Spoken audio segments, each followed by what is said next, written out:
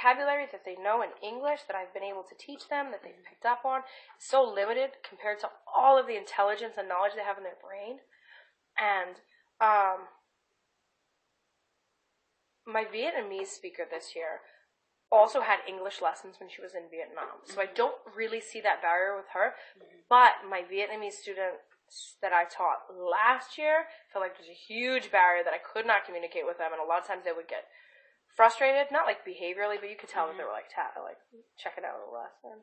Sure. It's exhausting, right? I feel like I can communicate with my Haitian kids a lot better than I can with Vietnamese or Arabic. Because the languages are closer. Because the languages are closer. Because I know some French, I guess. Okay. Not I can't speak it, but I can understand a lot because the languages are like related. Right. My mom used to speak French to me when I was little. Oh, okay. She studied it in like college. And then the Arabic kids, I know we've talked about this before, but one of the challenges is like they constantly want to say bad words in Spanish. Constantly, because that's the kind of attention they're looking for, which I get it. Like they're here by themselves, and one of them got beat up. Oh no. Yeah. In one of these attacks? Yeah. Which one? Baja. Oh man. Or they'll learn bad words in English. Like Allah's favorite thing to say when somebody's getting on his nerves. Like, she was talking shit. And I'll say, like, that's a bad thing to say. They'd be like, Miss Alsensi, she's talking so much shit. You can't say that. Yeah. or I'll say, like, the boy come up to me, he pushed me, talking shit. Like, no, you can't say that. But it's like what they've learned. Or they're like, Allah told me that Baha got fucked up.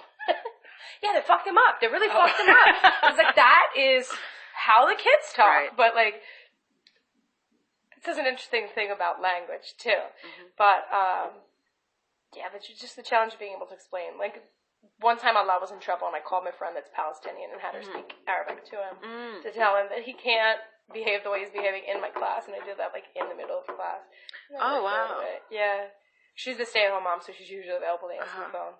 That's an incredible resource. Yeah, she's like, yeah, anytime, that's fine. Because I think, like, having, like, the motherly thing, we're going to be like, listen, if you talk like that, you're going to get a lot of trouble. I need you to stop because you're saying bad words. They keep saying them. But he knows they're bad words. It's not like he's just... Well, I don't... Okay. You're not sure. So he knows that talking shit is bad, but I don't think he realized how bad it is. Okay. Like, I think that he thinks it's slang. And I even had Book to try to explain it to him, and he, like, didn't. But there's other things. He'll say, like, mama huevo in Spanish, and he knows what that means. Oh, okay. Or he'll say, like, loca cabrona. Like, and he thinks it's funny. Like, that's not good. It's both of them. Okay. So that's definitely a challenge. That's super interesting. Yeah. And they are, one of the, I can't remember which one, unfortunately, because I can never, they look so exactly, but the same. But one of them was telling me that by next year he'll speak Spanish. Like, he's learning so much Spanish. Both of them are really interested. Baha's more interested, I think. How is it, so they've shown a lot of interest. Have you, like, how much Spanish can they actually speak? Is it just like a word here and there? Or are we talking about... No. They also work at a pizza place, and one of their best friends at the pizza place is Mexican and speaks Spanish. So they're learning a lot of things. They know a lot of foods in Spanish. They don't know the grammar yet, but their vocabulary is really growing. But you gotta see Emmanuel Beauport in my class, because he knows so much Spanish. Really? Like, I was asking today, what, when people think about your country, what is your country known for? And I was going around and asking the students, and the kids, I was asking them in English, and some of the kids were answering in Spanish, some were answering in English. Mike, well, they call him Mike, answered in Spanish. He said, la comida, la cultura, y la gente. And I know. Wow. Yeah. And then when I asked to translate things, he'll, like, raise his hand and say it in Spanish. It's fascinating. That really is. It's so fascinating. Is that something you see almost all the singletons do, or this is kind of like an unusual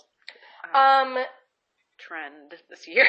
No, a lot of the singletons know Spanish, like, are learning it. But I feel like he's taken, like, an extraordinary interest in it. But, like, Ahmad Hassan, is taking Spanish class. Oh, okay. Dunia Hassan, his sister. Have you met them? I have, yes. She's taken an interest in learning Spanish too.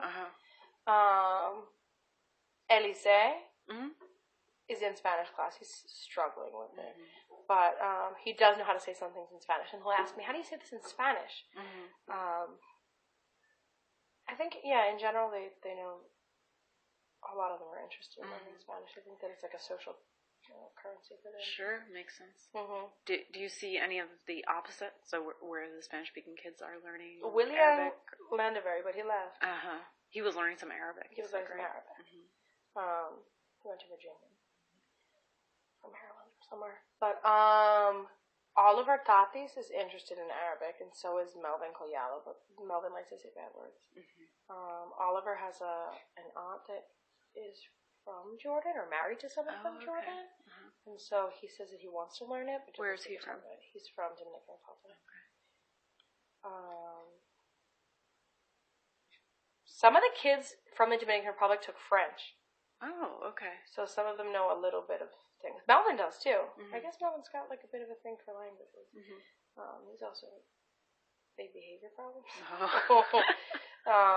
He doesn't always say the best things in those languages, but yeah, a lot of them had to take French depending on what schools they went to in the Dominican Republic, because that was like their other required language, English and French. Do you see a difference in terms of like what kinds of schools kids went to in their home country and how well they're able to do here, or do you know much about their backgrounds, their educational backgrounds? Yeah, I would say so. So like a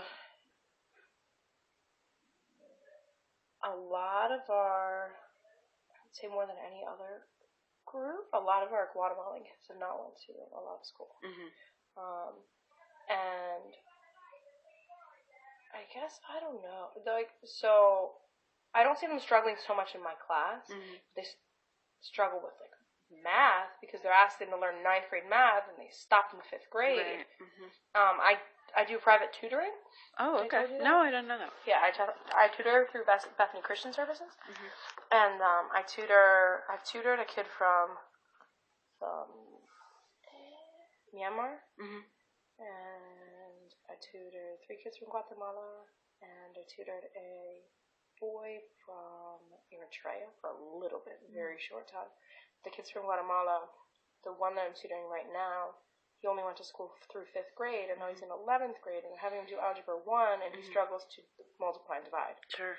So I'm asking him what's 3 times 3. He's like, if I say 3 people give you $3, how much money do you have? I say, I have $9. Okay.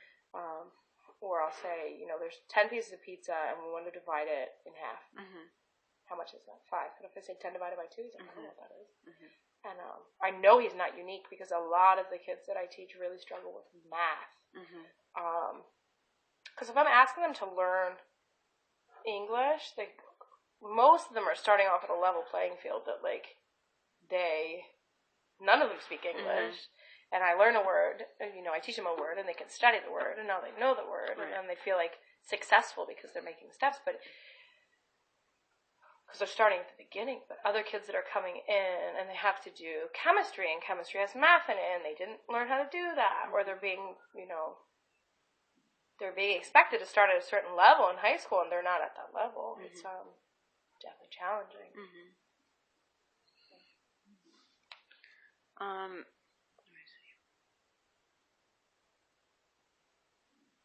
I think we've gotten at a lot of these.